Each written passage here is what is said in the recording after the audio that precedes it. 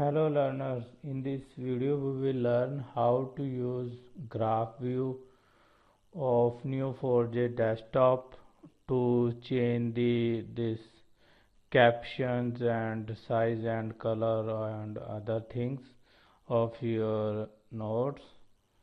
Okay, so for that, let's say you want to change the caption of this. First of all, you need to select this,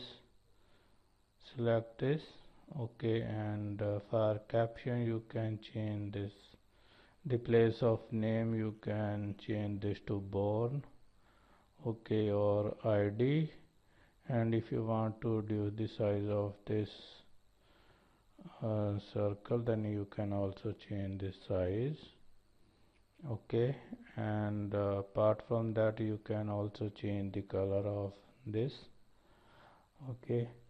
And also you can change the visibility of a particular node. You can see this is used for dismiss, and it's used for expand, collapse, child relationship, and this is a unlock the node to re-layout the graph.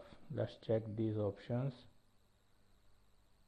So you are able to see unlock the node work like this, or I will show you again like this, okay. When you click this, okay, and so you can dismiss this, you can and refresh to get the node back, and you can also expand, collapse, child relationship.